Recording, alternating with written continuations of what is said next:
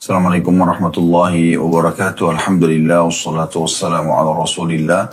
Segala puji dan puja kehadirat Allah Subhanahu wa taala, juga salawat dan taslim kepada Nabi besar Muhammad sallallahu alaihi wa ala alihi wa sahbihi wasallam.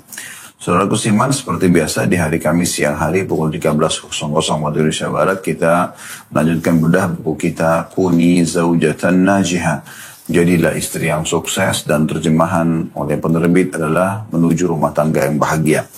Dan kita masih membahas tentang masalah bagaimana sikap seorang istri dalam berumah tangga dan bersikap kepada suaminya. Yang lalu sempat kita membahas tentang masalah dusta yang dibenci.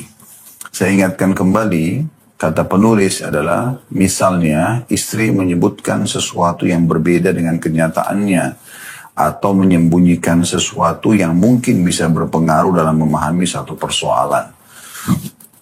Terkadang istri melakukan jenis kedustaan ini sebagai kebiasaan yang disengaja. Jadi selalu berdusta, yang penting suaminya tidak tahu, yang penting suaminya ridho. Maka dia berdusta di poin-poin tertentu, seperti kedatangan tamu di rumah, dia tidak perlu sampaikan. Atau mungkin ada teman-temannya yang mengontak dia dan ternyata itu mungkin membicarakan tentang masalah-masalah hal pelanggaran agama.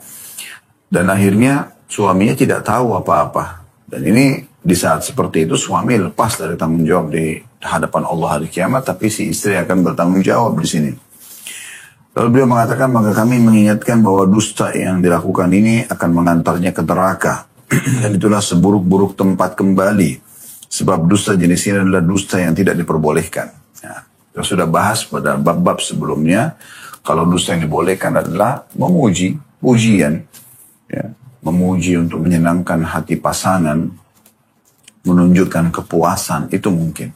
Tapi kalau berdusta dalam hal-hal lain, misalnya izin keluar, ya, alasannya mau ke orang tua tapi ternyata pergi sama teman-temannya misalnya, atau hal-hal lain yang memang sudah jelas itu diharamkan dalam agama. Atau berdusta pada suami karena takut terhadap reaksi dan emosi yang memuncak, akhirnya dia berdusta. Ini juga tidak dibolehkan. Ya.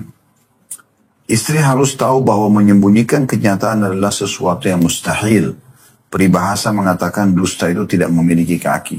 Maksudnya, bagaimanapun kita coba merahasiakannya, toh akan kebongkar juga. Jadi lebih baik dari sekarang sampaikan apa adanya, dan mohon panduan atau tuntunannya supaya memang benar.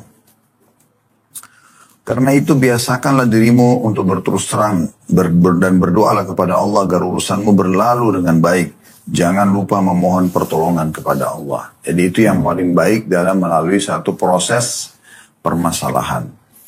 Ketahuilah bahwa dustamu itu akan menghilangkan kepercayaan suamimu kepadamu. Karena itu berterus teranglah kepadanya apapun situasi dan kondisinya, supaya lebih tenang. Ya. Ada kalanya juga istri terpaksa berdusta kepada suami berkenaan urusan anak-anaknya, karena khawatir anak-anaknya akan mendapatkan hukuman dari suaminya. Ini adalah akibat dari kecintaannya kepada anak-anak tersebut. Tapi sebenarnya kecintaan itu adalah kecintaan yang menghancurkan lagi menyanyiakan anak-anaknya. Kelak ia akan menuai penyesalan akibat perbuatan ini. Ya. Jadi karena dia tidak mau ayahnya anak-anak marahin anaknya, maka dia berdusta aja. Saya ayah tanya, sudah anak-anak sudah sholat? Oh ya sudah tadi, saya lihat misalnya. Padahal sebenarnya tidak sholat anak-anak itu. Dia ingin melindungi anak-anaknya, tapi ini keliru. Ya, ini keliru. Ini hanya akan membawa kepada kehancuran masa depan anak-anak tersebut. Mereka akan selalu berpikir, oh ternyata ada ibu kami yang melindungi. Saya pernah membaca sepintas ya tentang seorang pelaku kriminal di Amerika. Cukup banyak kriminal yang dilakukan. Sampai akhirnya kalau tidak salah mendapatkan hukuman ya seumur hidup. Dan pada saat atau hukuman mati kalau tidak salah, maka dia mengatakan sesuatu yang terus saya sesali gitu adalah kenapa dulu sikap ibu saya selalu membiarkan saya melakukan kesalahan-kesalahan dan melindungi saya dalam kesalahan tersebut, sehingga saya sampai sekarang terbawa arus merasa tidak salah gitu. Dan ini oke-oke saja. Ya, ini contoh saja gitu kan. Jadi banyak kadang-kadang ibu itu tidak sadar sebenarnya dia sedang menanam bibit-bibit kriminal dalam diri anak-anaknya karena kesalahan dilakukan selalu dilindungi. Ya, mungkin Anda pernah dengar atau tidak asing pada saat seorang anak misalnya tertangkap karena narkotika misalnya atau melakukan kejahatan-kejahatan yang sibuk ingin meminta agar dibebaskan ibunya, gitu kan? Ibunya terus saja merongrong suaminya yang merupakan ayah anak-anak tersebut agar supaya anak ini dilepaskan, dibebaskan, supaya tidak kena hukuman karena hanya perasaan dia saja. Dan ini keliru, ya, ini keliru karena tidak akan mendidik anak-anak di atas kebaikan. Nah, justru sebaliknya anak-anak akan mengulangi lagi minggu depan, bulan depan kriminal-kriminal yang lain karena dia tahu selalu ada ibunya melindungi dan itu fakta. Ya. Di keluarga kami pun ada yang seperti itu. Akhirnya anak itu tidak pernah dewasa sampai sudah menikah pun tidak dewasa-dewasa karena memang selalu merasa ibunya melindunginya. Ya. Walaupun dia berbuat salah. Bahkan muncul egoisme, merasa dirinya lebih berhak dari saudara-saudaranya, dari ya, orang-orang yang mungkin lebih berhak terhadap sesuatu gitu. Karena dia merasa ada saja ibunya yang selalu membela. Nah, kalau anaknya lagi benar tidak masalah, tapi kalau salah ini tidak boleh. Ya. Kata beliau karena itu terus teranglah kepada suamimu dalam segala urusan anak-anakmu agar kalian bisa bersama-sama meluruskan perilaku mereka, mendidik mereka dan memperbaiki apa yang bisa diperbaiki. Nah, ini yang terakhir kita bahas pada pertemuan yang lalu dan insya Allah kita akan masuk sekarang ke judul kita. Jagalah rahasianya. Teman-teman sekalian, menjaga rahasia pasangan suami istri ini penting sekali.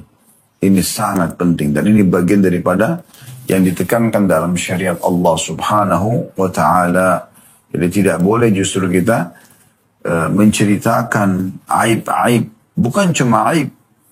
Bahkan kadang-kadang hal-hal yang sebenarnya kelebihan tapi karena dia sangat privasi itu nggak boleh diungkapkan. Contoh kasus kalau Anda pernah dengar yang kami sampaikan di beberapa pertemuan yang lalu hadis ya Nabi alaihi salatu wassalam sesungguhnya orang yang paling buruk di sisi Allah pada hari kiamat adalah seorang suami atau laki-laki yang sudah mendatangi istrinya, dia udah tahu semua rahasia tubuhnya gitu kan, bentuknya, lengkukannya, warnanya ya dia udah tahu semuanya. Dan juga seorang istri yang sudah mendatangi suaminya. Dia sudah tahu semuanya. Kemudian keduanya atau salah satunya mengungkap rahasia itu. Dia cerita sama teman-temannya, oh istri saya itu begini, begitu. Lengkukan badannya lah, warna kulitnya lah, model rambutnya lah, dandanannya lah, gerakannya lah, dan goyangannya dan seterusnya. Akhirnya membuat ya, orang-orang yang ada di sekitar si sang suami ini, kalau mereka mendapati istri mereka tidak seperti itu, maka bisa mereka ganggu istrinya si pencerita ini.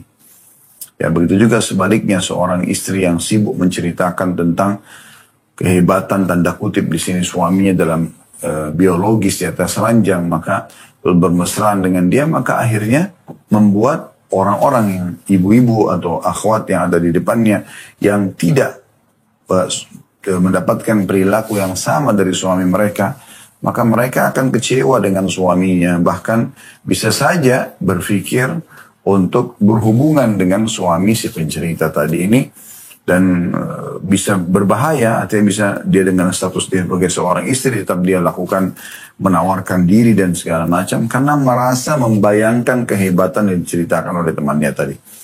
Ini semua hal yang tidak boleh. Ini saja tidak boleh. Itu kan sifatnya rahasia. Allah Subhanahu wa taala membuat kita bisa membuka baju kita yang tadinya menutupi badan ini ya. Itu di depan pasangan ini dan kita saling menikmati sepuas-puasnya, semaunya. Yang penting jangan sampai hal yang diharamkan saja itu meletakkan kemaluan pada saat haid dan nifas atau memasukkan kemaluan laki-laki dalam dubur wanita. Maka ini saja yang tidak boleh. Selain daripada ini dibolehkan istimta' atau menikmati ya, atau menikmati. Maka di saat itu saja kita tertutup di sebuah ruangan, bukan di depan umum, berarti menandakan memang tidak boleh diekspos keluar. Makanya mengherankan sekali, semoga Allah berikan hidayah. Sebagian orang bahkan dengan tidak punya rasa malu, mereka mengekspos kemesraan itu di media sampai berlebihan, sampai akhirnya orang-orang itu pada cemburu, atau bahkan mungkin orang mencontohi keburukan itu dan dia panen dosanya. Karena kata Nabi SAW kan, siapa yang menunjukkan satu perbuatan kebaikan dan ada yang mengikutinya, maka dia akan panen pahala yang mengikutinya. Sebaliknya, siapa yang melakukan perbuatan kejahatan, maka dia akan, ya, dan ada yang ikuti dia, maka dia akan panen pahala dosa orang-orang yang mengikutinya itu. Jadi ini poin yang harus diperhatikan baik-baik, ya. Jadi apapun yang berhubungan komunikasi antara suami istri, jangan keluar. Bahkan kepada orang tua kita sekalipun. Kecuali memang itu sebuah kelebihan. Misalnya Anda diberikan hadiah bunga, diberikan hadiah mobil, kendaraan misalnya, atau rumah, atau. Mungkin kelebihan-kelebihan yang positif seperti itu tidak ada masalah. Tapi kalau sudah sifatnya rahasia, internal, kita lihat suami pun berbicara dengan kita dalam kondisi sedikit sembunyi-sembunyi, berdua aja di kamar, rahasia tentang pekerjaannya, gajinya, ada mungkin seorang teman yang dia tidak cocok di kantor. Ini semua adalah rahasia yang kalau kita sudah bisa berbicara berdua dan menyelesaikannya, selesai gitu, tidak perlu ya dibuka ke sana sini. Ya, ada orang subhanallah tidak bisa mengontrol lisannya, terutama di kalangan wanita ini. Karena untuk disuruh diam, itu umumnya mereka harus betul-betul punya keimanan yang kuat, supaya mereka bisa menutup mulut mereka untuk tidak cerita. Karena kalau bukan dengan keimanan, umumnya wanita suka bercerita. Maka dia pun bercerita ya, dengan lepasnya kepada teman-temannya, tanpa lagi ada rahasia di dalam rumah tangga dia. Dan ini berbahaya sekali. Ya. Oleh karena itu judulnya ini adalah Jagalah Rahasianya. Penulis mengatakan, menjaga rahasia adalah salah satu beban hati yang paling berat. Suami adalah orang sepertimu yang tidak kuat menjaga rahasia. Terkadang ia tidak punya kesabaran untuk terus merahasiakannya. Maka siapakah selainmu yang bisa ia percaya? Dan siapakah selainmu yang bisa ia berduaan dengannya? Tanda tanya. Artinya, kalau suami menyampaikan sebuah rahasia, karena dia ini tahu, dia percaya Anda sebagai istrinya, tetangga bantalnya ya, diranjang, orang yang bisa berduaan tanpa ada dosa, walaupun berlama-lama lah ya. Maka kalau dia tidak bisa ungkapkan ini kepada Anda, lalu sama siapa dia ungkapkan? Dia harus menyampaikan, gitu kan? Dan di saat Anda ini diungkapkan rahasia tersebut, tujuannya untuk apa? Supaya Anda juga merahasiakannya. Cuma tinggal berdiskusi supaya ada teman dia untuk berdiskusi, ya. Sini juga penulis mengatakan, siapakah selainmu yang bisa ia tampakkan ruh dan perasaannya? Tidak mungkin. Sama orang tua pun, sama ibunya pun, gak mungkin semua dia bisa ungkapin. Ada hal-hal tertentu, ya. Apalagi kalau berhubungan dengan masalah hal-hal dia pribadi. Mungkin ada permasalahan yang dia hadapi, ya. Penyakit misalnya atau apa yang dia tidak berharap keluar. Maka Anda lah yang dia bahasakan. Lalu dikatakan, siapakah selainmu yang kemaslahatanmu adalah kemaslahatannya. Keterjagaanmu adalah keterjagaannya. Kemudaratannya adalah kemudaratanmu. Dan masa depannya adalah masa depanmu. Siapa kira-kira? Kalau bukan suami. Dan siapa yang diharapkan oleh suami kalau bukan istri?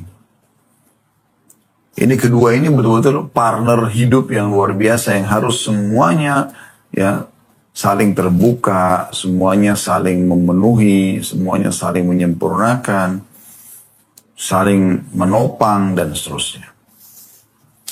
Engkaulah tempatnya menyimpan rahasia. Ini jadi saksi bahasan kita. Ia menyampaikan segala isi hatinya, kepenatannya, janji-janjinya, dan segala urusannya. Baik kecil maupun besar. Lalu ia merasa lega dan hatinya merasa nyaman. Ketika ia meletakkan rahasianya di sisimu, maka engkau adalah orang yang diberi amanah terhadap suamimu berikut segala rahasianya. Banyak sekali orang, subhanallah, tidak ada rahasia suami. Semuanya dibuka, walaupun itu rahasia-rahasia pribadi. Apalagi kalau sampai terjadi perceraian, habislah semua. Ya, sebenarnya tidak perlu. Anda merasa tidak cocok, ya sudah, kita sepakat untuk tidak jalan sama-sama. Perceraian terjadi, selesai. Nggak perlu lagi kita ungkap sana sini, ya, segala macam yang berhubungan dengan masalah rahasia-rahasia tersebut. Untuk apa? Kita menyebar aib seorang muslim misalnya. Kalau di mata kita aib, hanya karena Anda sudah tidak cocok, Anda bercerai, kemudian Anda tidak bisa terima, lalu Anda harus menjatuhkan dia, ini betul-betul dari syaitan. Nggak ada urusannya sama sekali. Anda bercerai tidak cocok, ya sudah. Sampai sini mungkin kita tidak bisa sejalan. Jalannya dia ke A, kita ke B. Dan selalu coba dicari titik temu, jalan tengah tidak pernah bisa, ya sudah. Masing-masing jalan dan diam saja. Gitu kan. Selesai. Orang tanya kenapa, oh memang jodohnya sampai di sini. Selesai. Gitu. Jadi nggak usah sampai dibesar-besarkan, dijadikan sebagai sebuah permasalahan. Dan akhirnya juga mengumbar sana sini yang dianggap rahasia. Apalagi kalau dianggap aib. Jadi beliau lagi beliau mengatakan, ketika yang meletakkan rahasianya di sisimu, maka engkau adalah orang yang diberi amanah terhadap suamimu berikut segala rahasianya. Rumah adalah harta paling istimewa yang dimiliki laki-laki. Di dalamnya ia meletakkan segala kebutuhannya, hal-hal yang bersifat pribadi dan apa yang tidak ia inginkan dilihat oleh orang lain, meskipun itu adalah kaum kerabat dan keluarganya. Rumah yang disiapkan oleh para suami, ya, dan dia biarkan istri dan anak-anaknya tinggal di sana, itulah tempat rahasianya dia sebenarnya. Itulah dia letakkan pakaian-pakaian dalamnya, disitulah dia letakkan surat-surat berkas-berkas yang dia anggap penting, disitulah dia mandi, membuka pakaiannya, di sanalah dia tidur, di sanalah dia kalau sakit istirahat. Dan Andalah, wahai para istri, yang ditempatkan oleh Allah SWT dan dipilih oleh suami untuk menempati rumah tersebut. Berarti memang seluruh rahasia rumah itu ada di tangan Anda. Karena itu wahai istri, hendaklah engkau membantu suamimu dalam menaruh kepercayaannya kepadamu. Bantu dia supaya dia selalu merasa tenang. Karena semua yang dia katakan jangan cerita sama orangnya, iya, memang tidak keluar. Bertahun-tahun selama Anda mengabdi sebagai seorang istri, Anda selalu patuh padanya. Sehingga dia tidak pernah ada punya rahasia karena dia merasa tenang.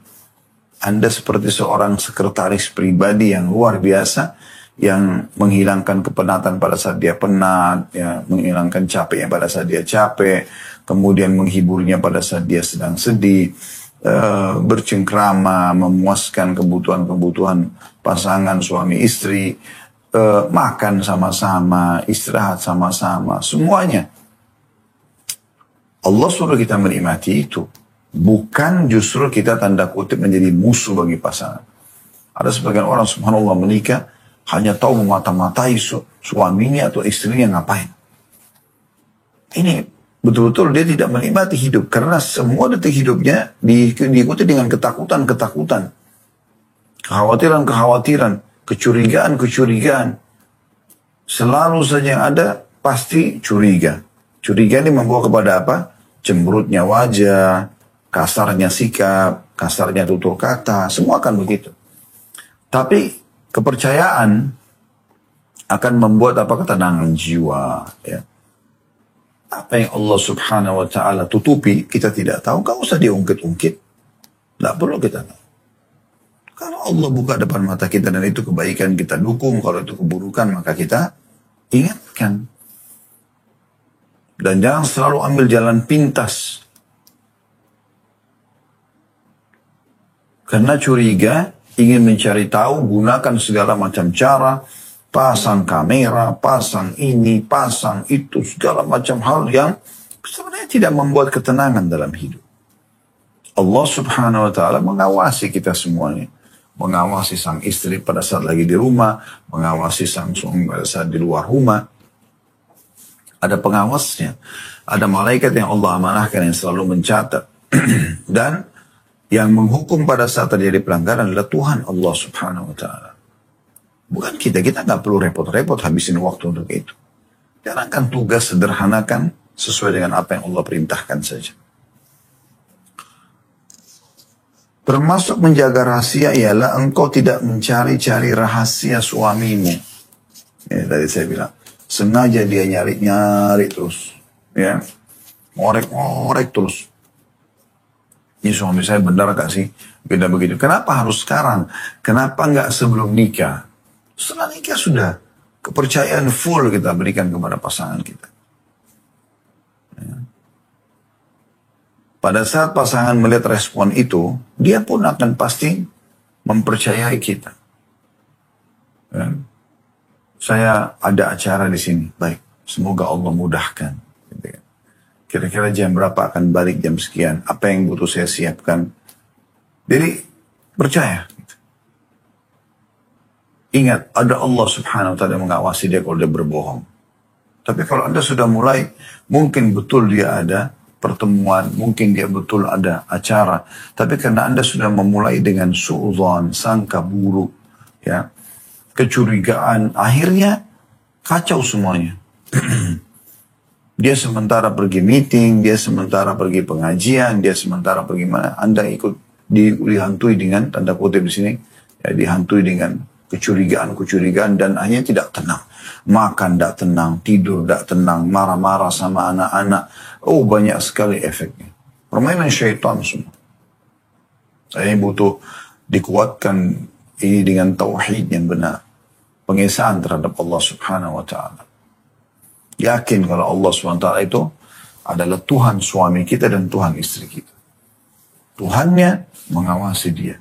Tuhannya menghisap dia. Tuhannya akan memberikan balasan kalau dia berbuat baik. Bukan kita. Kita pun akan mendapatkan hal yang sama dari Tuhan kita. Di saat kita berbuat baik, maka kita akan dibalas dengan kebaikan. Di saat kita berbuat jahat, Allah juga akan menghukum kita. Bukan pasangan kita yang menghukumnya. Walaupun terkadang Allah Subhanahu wa Ta'ala menjadikan pasangan kita sebagai penyebab hukuman tersebut. Kemudian kita masuk di bagian rahasia ini juga penting. Masa lalu suamimu adalah rahasia. Bukan hakmu untuk mengetahuinya kecuali dengan kemauannya sendiri. Gak perlu korek-korek masa lalu. Pernah pacaran sama siapa. Pernah berhubungan dengan siapa. Bukan urusan kita itu. Bukan urusan kita. Karena bukan tugas kita untuk sampai ke sana. Jadi bagaimana solusinya? Ya sudah, jalani seperti sekarang. Saya tahu ini suami saya. Sekarang ini si fulan, kalau azan ke masjid, dia tutup auratnya. Keluarganya secara umum saya tahu adalah orang baik-baik pada saat melamar saya. Udah selesai. Tenangkan pikiran, tenangkan hati, bangun pondasi rumah tangga di atas kepercayaan. Itu juga dengan seorang suami, sama. Tidak perlu ngorek-ngorek masa lalu orang. Gak penting masa lalu orang. Kenapa Anda nikahi kalau Anda tidak cek masa lalunya? Udah selesai, sekarang Anda sudah menikah sama dia. Kecuali memang dalam bab fikih sebagian ulama mengatakan kalau ada orang memang menipu. Ya memang dia menipu misalnya. Dia mengatakan dia perawan tapi tidak perawan. Misalnya. Atau dia mengatakan dia belum pernah menikah tapi ternyata dia sudah pernah menikah. Itu kan fatal, kebohongan seperti itu. Di saat itu orang bisa gitu, untuk mempunyai opsi ya. Apakah bercerai atau memaafkan dan melanjutkan tapi dengan syarat dia bertobat kepada Allah. Itu saja. Tapi kalau tidak, kita tidak tahu. Ya, di sini kan yang dibahas oleh beliau, jangan sengaja ngorek-ngorek. Kalau Allah buka, nah baru kita bahas. Kalau tidak, nggak usah. Karena orang yang hidup dengan penuh kecurigaan tidak akan pernah tenang. Kata beliau, dalam subjudul ini, masa lalu suamimu adalah rahasia, bukan hakmu untuk mengetahuinya kecuali dengan kemauannya sendiri. Ini judulnya ya. Masih masuk dalam induk judul tadi, jagalah rahasianya. Beliau mengatakan, janganlah engkau menjadi papan tulis bagi suamimu dengan mengorek masa lalunya dan perasaan cintanya di masa lalu. Sebab ini berarti engkau turut campur tangan dalam perkara yang tidak gunanya bagimu. Sesuai dengan hadis Nabi alaihi salatu wassalam diriwayatkan oleh Tirmidzi dan disahihkan oleh Syekh Al-Albani dalam Sahih Tirmidzi nomor 2317. Kata Nabi SAW, min husni islamil mar'i tarkuhu ma la ya'nih. Di antara pertanda bagusnya keislaman seseorang adalah meninggalkan apa yang tidak berguna baginya. Sekarang kalau Anda mau korek-korek, mau ceritain dong masa lalunya dulu, bergaul sama siapa, pacaran sama siapa. Misal contoh. Ya. Apa manfaatnya buat kita? Nah, pasti efeknya pegel. Kalau sampai dia bilang, oh iya saya pernah pacaran sama fulan, bahkan sama sepupumu sendiri, dan seterusnya. Kan jadi pegel. Kita kalau ketemu sama orang yang kita anggap pernah punya hubungan dengan pasangan kita ini, kita jadi selalu, tanda kutip ya, dihantui perasaan-perasaan yang, ini orang nih, yang dulu jahat nih. Ini orang begini, oh suami saya, betul sekarang juga dia bisa buat. Ini kan jadi masalah. Udah. Hakimi dan ambil penilaian apa yang nampak depan mata. Kebaikan dukung, kalau ada kesalahan kita bantu dia, rangkul dia untuk keluar dari kesalahan. Demikian pula dengan mengetahui masa lalu suamimu bisa menimbulkan keraguan dalam dirimu sendiri. Was-was. Sebab bisa jadi engkau akan mendengar apa yang kau tidak suka. Sehingga berakibat pada keruhnya kehidupan dan perangaimu. Karena itu jalanilah kehidupan bersama suami untuk hari dan masa depanmu. Jadi bukan untuk masa lalu, tapi masa depan. Ingatlah sabda Nabi SAW, Inna min asyarrin nasi inda Allah manzilatan yawmal qiyamati rajul yufdi ila imraati wa tufdi ilaihi thumma yanshuru ahaduhuma sirra sahibiha atau sahibahu. Orang yang paling buruk kedudukan di sisi Allah pada hari kiamat adalah laki-laki yang bersenggama dengan istrinya dan wanita yang bersenggama dengan suaminya, kemudian salah satunya menyebarkan rahasia pasangannya. Hadis riwayat Muslim dan Abu Daud. Kalau misalnya Anda nikah sama duda, contoh. Tidak perlu Anda tanya, dulu bagaimana biologisnya sama istri yang dulu. Karena kan dia tidak boleh menceritakan kan. Dalam hadis ini begitu. Atau Anda nikah sama janda, kalau Anda laki-laki. Dia tanya, bagaimana dulu biologisnya sama suaminya? Nah, tidak perlu. Anda tidak boleh ceritakan. Dia tidak boleh ceritakan. Jadi, meminta menceritakan apa yang agama larang, hubungan biologis di masa lalu seseorang, dengan pasangan halalnya pun, tidak boleh. Begitu juga meminta menceritakan pelanggaran-pelanggaran agama yang pernah dia lakukan di masa lalu juga tidak dibolehkan. Kita tahu sekarang ke depan. Nah, ini poin yang penting yang harus diperhatikan baik-baik sehingga kita harus saling menjaga. Ya. Sekali lagi kalau itu sampai kepada kita dan ternyata terbuka, kita baru tahu, kita lihat kalau misalnya itu pelanggaran agama kita nasihatin dia dan kita punya opsi pada saat itu kalau memang dia berbohong, lanjutkan rumah tangga atau bercerai. Kan begitu. Tapi kalau kita tidak tahu jangan dicari-cari, jangan diungkap, jangan dikorek-korek. Karena mengorek-korek ini hanya akan memperkeruh hubungan kita dengan dia, juga rumah tangga. Menghilangkan keceriaan di wajah, membuat mulut kita jadi kasar berbicara dan seterusnya. Semoga Allah jaga semua rahasia pasangan kita tidak keluar dari mulut kita, dan hanya kita mengetahui dengan Tuhan Allah Subhanahu Wa Taala. Dan kalau baik kita dukung, kalau buruk maka kita coba menasihati dan memberikan masukan. Semoga Allah SWT berikan hidayah. Dan itulah fungsi kita menjadi pasangan. Teman-teman sekalian, kita akan melanjutkan lagi dengan subjudul yang lain. Ya. Setelah kita membahas tadi menjaga rahasia pasangan. Yaitu jangan pergi ke rumah keluargamu ketika ada sedikit problem dan jangan meminta talak. Ini salah satu problematika dalam rumah tangga memang yang harus dibahas ya.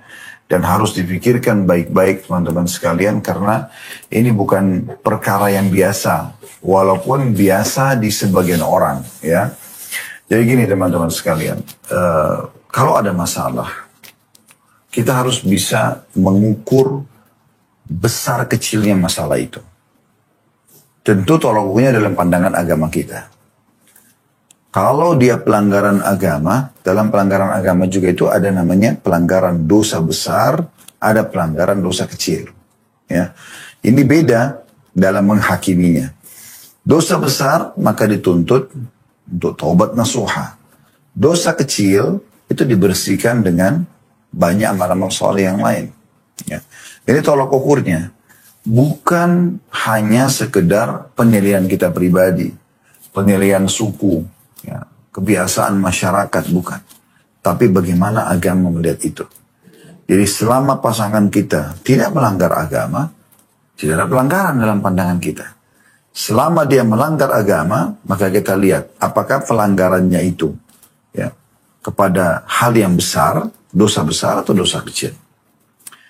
Kita masuk ke masalah problematika yang sering terjadi dalam rumah tangga, misalnya pertengkaran. Kalau pertengkaran Anda ini hanya karena masalah urusan dunia, teknis lapangan, Anda suka rapi, dia masih belum rapi, misal.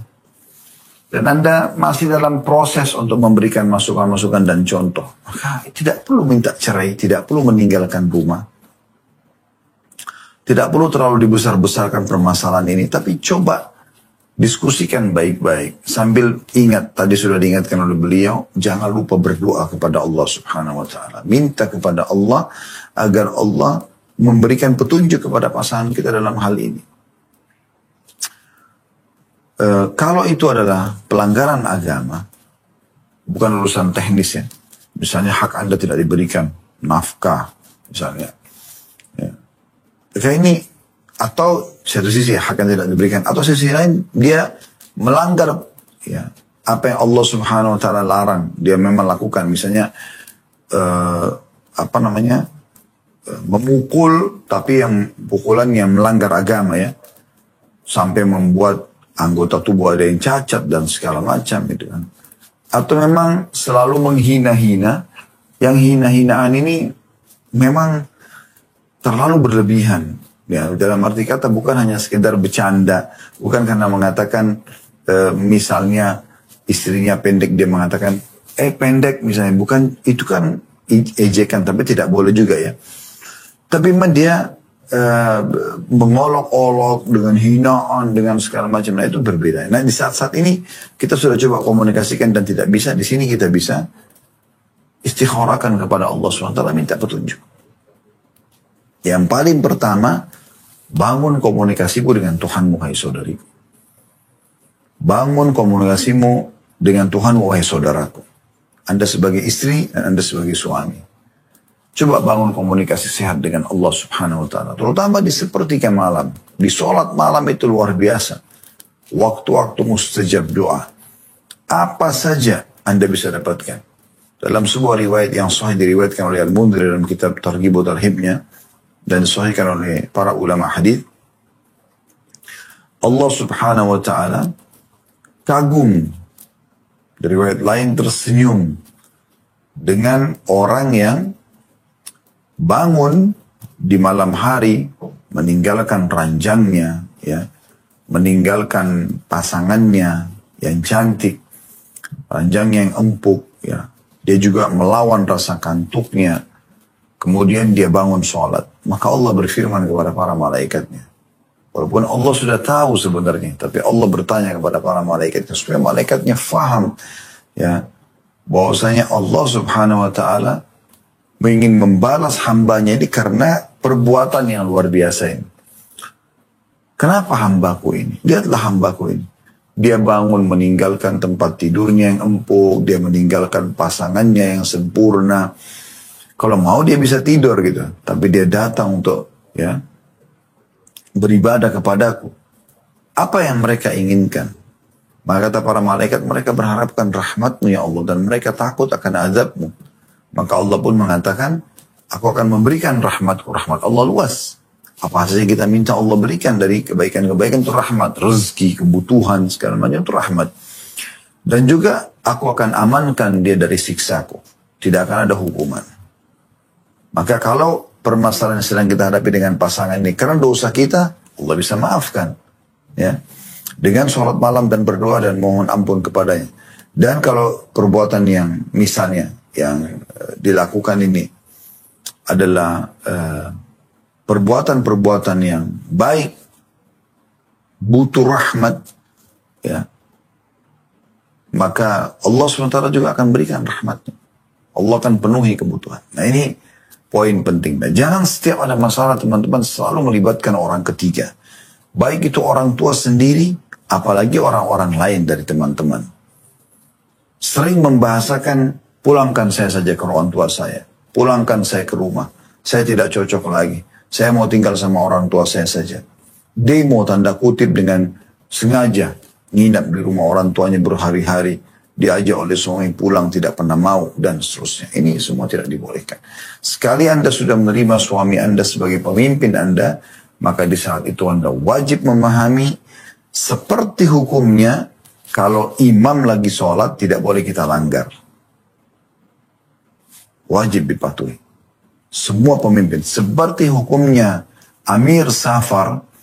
Kata kalau safar, kata Nabi SAW, 3 orang harus ada 1 orang jadi pemimpin. Tidak boleh dilanggar. Kalau dia bilang berhenti, berhenti. Kalau dia bilang jalan, jalan. Seperti juga tidak boleh dilanggar panglima perang pada saat memberikan instruksi. Kecuali kalau ada maksiat, itu tidak boleh.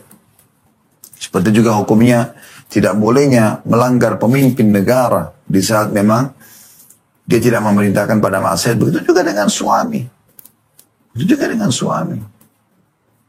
Sampai seorang sahabat Nabi pernah berkata kepada Utsman radhiyallahu anhu, karena Utsman jadi pemimpinnya pada saat itu, saya, kalau seandainya Anda suruh saya berdiri di satu tempat, saya akan berdiri semampu saya dan saya tidak akan bergerak sampai Anda mengatakan kepada saya pindah.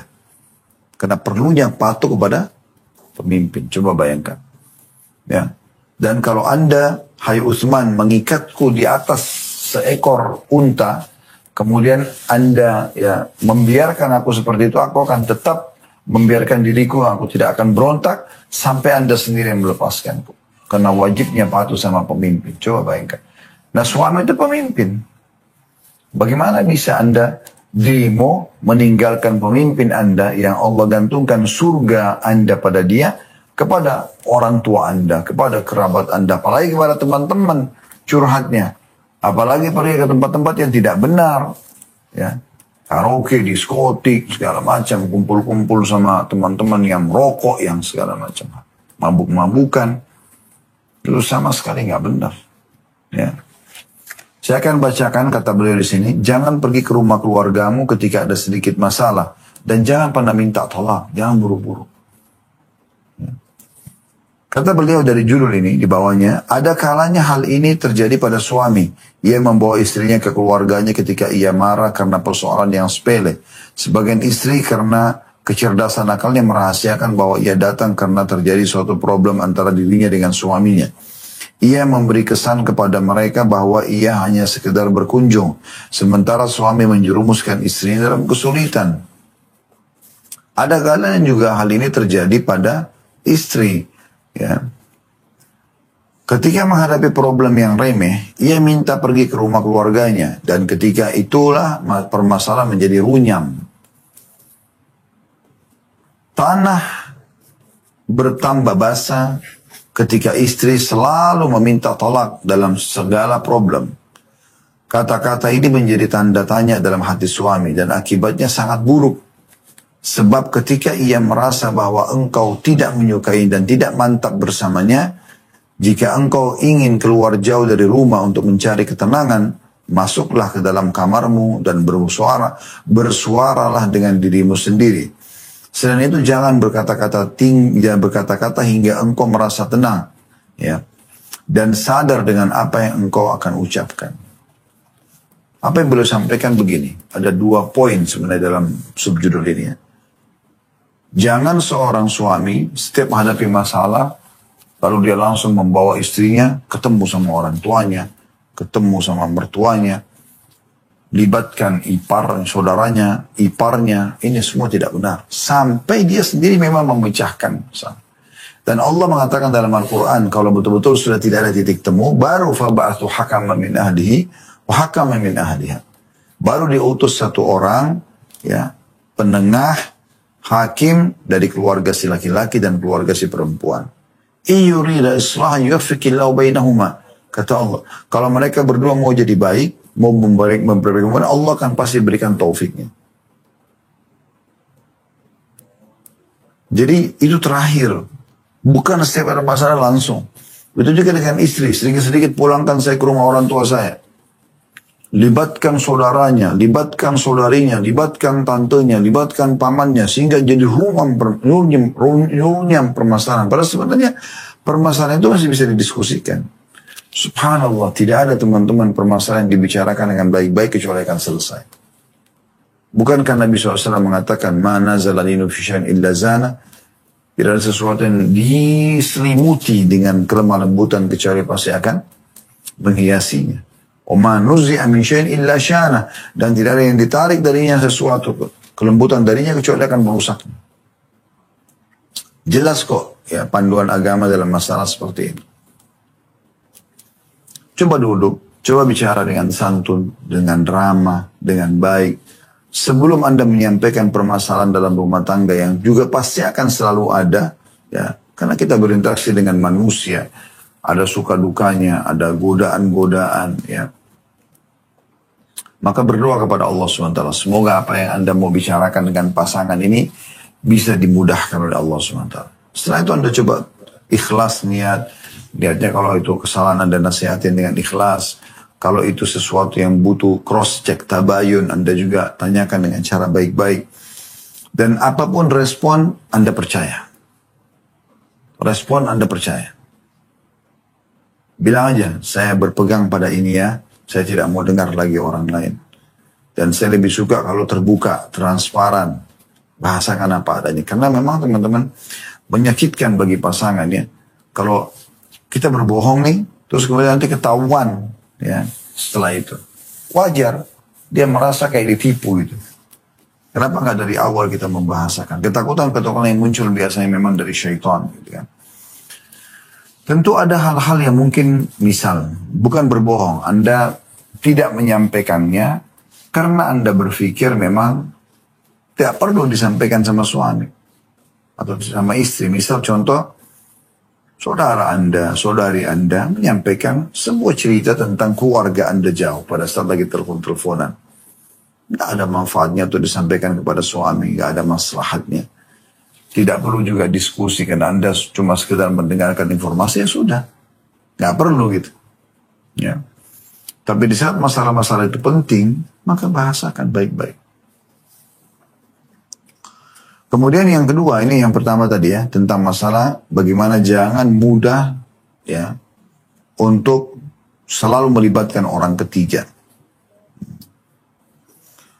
Dan itu nanti akan ditekankan juga di subjudul yang terakhir yang akan kita bahas pada siang ini insya Allah, yaitu jangan mendengar semua orang yang mengaku memberi nasihat kepadamu. Kemudian di sini yang kedua yang ditekankan oleh beliau adalah tentang jangan membiasakan terdengar di kuping suami cerai. Jangan juga biasakan di kuping istri terdengar cerai. Tidak boleh ada kata-kata ini, jangan diucapkan. Kecuali darurat sekali. Betul-betul ingat, tolak ukur yang tadi saya sudah bilang, pelanggaran agama. Kalau pelanggaran agama sudah besar sekali dan sudah diingatkan, mabuk, zina, segala macam, membunuh, apalah. Dari nasihatin gak mau dengar, diajak tobat gak mau dengar, nah itulah.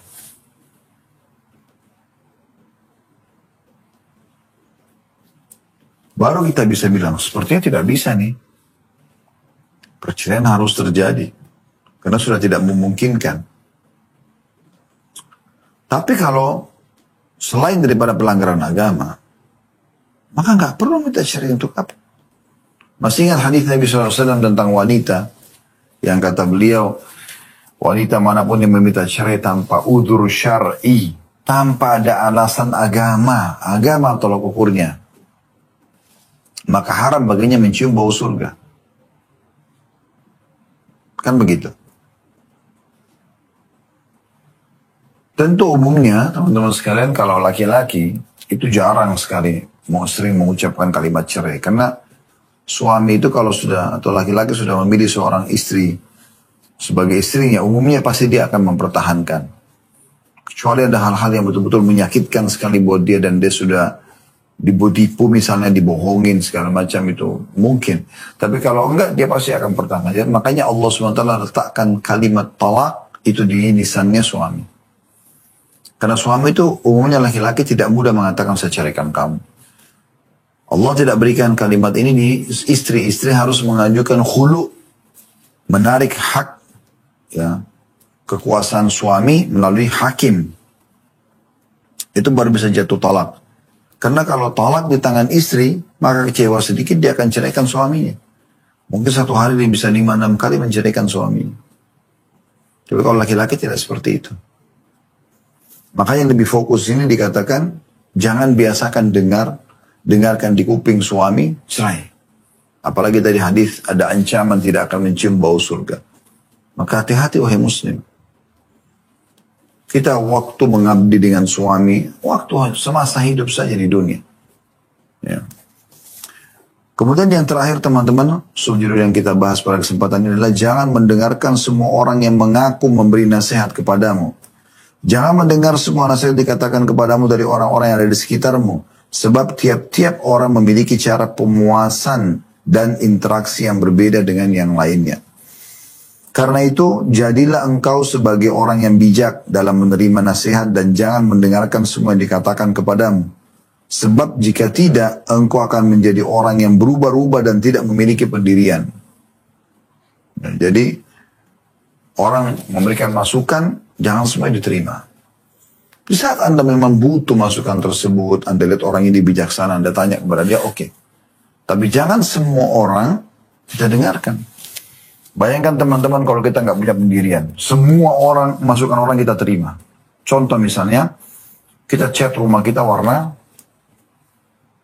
coklat muda misalnya, atau krem. Datanglah, kalau kita tidak punya prinsip ya, datanglah di hari itu misalnya 5 orang tamu. Tamu yang pertama datang mengatakan, kok dicat warna coklat ya? Tanpa kita nanya saran gitu. Terus dia nggak punya pendiriannya, pemberian dia mengatakan, terus menurut kamu warna apa? Menurut saya warna biru. Catlah warna biru. Tamu yang kedua datang suka warna hijau, dicat warna hijau. Jadi berwarna-warni dalam sehari. Coba bayangkan. Ada orang begitu, tidak punya prinsip. Nah, kita harus punya prinsip. Tolak ukurnya adalah agama. Kalau benar secara agama, selesai. Kalau salah secara agama, maka selesai juga. Maksudnya, benar kita dukung, kalau salah kita luruskan. Dan kalau ada hal-hal yang sudah disepakati dengan pasangan, udah sepakat itu kesepakatan kita. Inilah produk kami. Misalnya Anda sudah sepakat sama suami untuk beli satu jenis mobil misalnya. Udah sepakat ini. Mereknya merek A misalnya. Kemudian tetangga-tetangga, kerabat segala macam datang misalnya. Oh, kok beli merek itu sih? Bagusnya merek ini. Punya prinsip. Bahasakan. Inilah pilihan saya sama suami. Dan Alhamdulillah kami puas dengan ini. Jadi tutup pintu celah. Mereka memasukkan syubhat kepada Anda. Kalau tidak, memang kenapa? Oh, mobil ini kurang bagus karena ini dan itu. Padahal Anda tahu kemampuan Anda, suami Anda dan suami cuma sebatas mobil itu saja. Dia mau bicara mobil kualitas yang lebih bagus. Kalau Anda tidak punya prinsip dan pendirian, Anda akan mengatakan pada suami, kata teman saya itu lebih bagus, kita jual aja yuk. Suami juga kadang-kadang kalau sama dengan tidak punya pendirian juga akan sibuk jual, akhirnya rugi mobil, utang sana sini dan segala macam hal. Makanya di sini beliau katakan itu, ya. Sebab jika tidak engkau akan menjadi orang yang berubah-ubah dan tidak memiliki pendirian. Dengarkan nasihat dari para ahli dan spesialis saja. Kalau penyakit ke dokter. Kalau permasalahan agama kepada dai dan ulama. Ya. Jangan ngomong sama semua orang. Apalagi ngomong sama orang yang gagal di bidang itu. Misalnya ngomong masalah problem rumah tangga dengan janda dan duda. Yang bukan karena meninggal ya. Memang berpisah. Apalagi sudah berulang kali berpisah. Karena tanya, ada masalah apa orang ini? Lalu kenapa kita konsultasi? Kalau kita komunikasi dan konsultasi dengan dia, dia akan berikan solusi seperti yang dia lalui. Cerai juga akhirnya. Saya pernah lalui kok. Oh nggak apa-apa, hidup enak aja. Nah, padahal sebenarnya belum tentu. Pasti dia akan mengalami suka dukanya. Berusahalah untuk mengetahui tabiat suamimu, apa yang disukainya dan apa yang tidak disukainya. Jangan perkenankan seorang pun ikut campur dalam urusan-urusan pribadimu. Biarkan kamu yang mengetahuinya. Jangan buat orang lain yang menilai. Menurut kau suamiku bagaimana ya? Menurut kau istriku bagaimana ya? Apa urusannya sama orang? Yang lebih tahu kita dan yang lebih butuh kita. Kenapa kita nggak cari tahu apa yang dia suka, apa yang dia tidak suka? Karakter-karakter dasar dalam hidup kan bisa kita dalam interaksi sehari-hari kan. Nah dari situlah kita kenali. Kalau baik kita dukung, kalau tidak baik dan ingat kalau punya agama maka kita ingatkan. Janganlah menjadikan keterpengaruhanmu terhadap semua problem orang lain mengungkung kehidupanmu dan perangaimu. Jangan sampai apa yang terjadi pada mereka terjadi pada dirimu. Maksudnya di sini, paragraf terakhir ini, jangan sampai kamu sibuk selalu mendengarkan permasalahan orang. Padahal misalnya kau bukan juga ahlinya, gitu kan. Selalu dengarin curhatan teman, apa-apa, dia lagi sibuk nih, lagi ada waktu lowong. Pokoknya dipakai zikir, dengarin ilmu, cari yang bermanfaat lah ya, silaturahmi keluarga, jenguk orang sakit. Dia malah terlalu cari di kontaknya, siapa lagi temannya yang bisa dia kontak untuk menerima curhatnya. Curhatnya nggak apa-apa kok, saya lagi kosong. Dia dengarlah permasalahan-permasalahan tersebut. Nah ini juga bisa merusak ini. Karena bisa saja bukan positif yang didapatkan tapi negatif. Karena kan orang lagi menyampaikan hal yang negatif pada saat curhat itu. Maka bisa mempengaruhi jiwanya. Dan ini semua bisa merusak keharmonisan rumah tangga tentunya. Insya Allah kedepannya kita akan masuk ke bab yang ketujuh, perasaan cinta dalam rumah tangga atau kehidupan rumah tangga dengan beberapa sub-sub judulnya. Semoga teman-teman sekalian semua yang sedang menghadapi permasalahan dipecahkan oleh Allah Subhanahu wa taala, diberikan jalan keluar yang terbaik dan juga sisa umur kita yang dibahagiakan oleh Allah Subhanahu wa taala, diberikan kemudahan-kemudahan dalam segala permasalahan dan juga selalu saja dilimpahkan rahmat dan nikmatnya. Allahumma amin. Kalau benar dari Allah, kalau salah dari saya mohon dimaafkan. Subhanakallahumma bihamdika asyhadu an la ilaha illa anta astaghfiruka wa atubu ilaik. Wassalamualaikum warahmatullahi wabarakatuh.